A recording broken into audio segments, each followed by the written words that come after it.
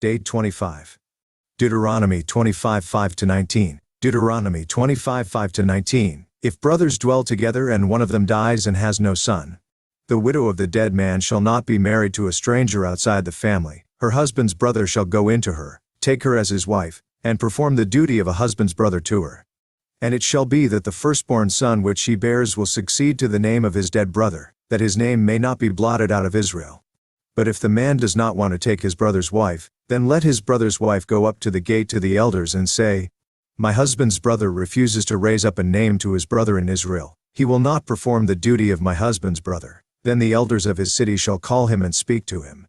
But if he stands firm and says, I do not want to take her, then his brother's wife shall come to him in the presence of the elders, remove his sandal from his foot, spit in his face and answer and say, So shall it be done to the man who will not build up his brother's house, and his name shall be called in Israel, the house of him who had his sandal removed. If two men fight together, and the wife of one draws near to rescue her husband from the hand of the one attacking him, and puts out her hand and seizes him by the genitals, then you shall cut off her hand. Your eye shall not pity her. You shall not have in your bag differing weights, a heavy and a light. You shall not have in your house differing measures, a large and a small. You shall have a perfect and just weight, a perfect and just measure, that your days may be lengthened in the land which the Lord your God is giving you. For all who do such things, all who behave unrighteously, are an abomination to the Lord your God. Remember what Amalek did to you on the way as you were coming out of Egypt, how he met you on the way and attacked your rear ranks, all the stragglers at your rear, when you were tired and weary, and he did not fear God. Therefore it shall be, when the Lord your God has given you rest from your enemies all around, in the land which the Lord your God is giving you to possess as an inheritance, that you will blot out the remembrance of Amalek from under heaven. You shall not forget. UCG Bible Commentary. Deuteronomy 25, 5-19. Levirate marriage, other laws, must later destroy the Amalekites. Levirate marriage. Deuteronomy 25, 5-10, addresses a statute that had unique application to ancient Israel.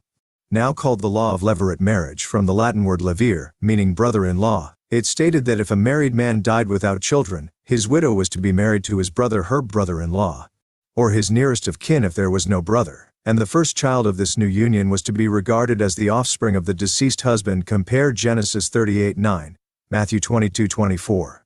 This was to be done so that the name of the dead brother would not be blotted out of Israel. It also ensured that the widow would continue to be provided for.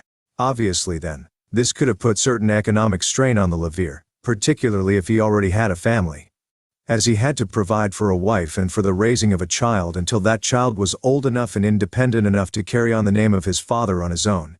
The nearest of kin could, however, refuse to take the widow as his wife, although he would have to go through a humiliating process in which everyone saw his selfishness in being more concerned for himself than for his extended family. Verses 9-10.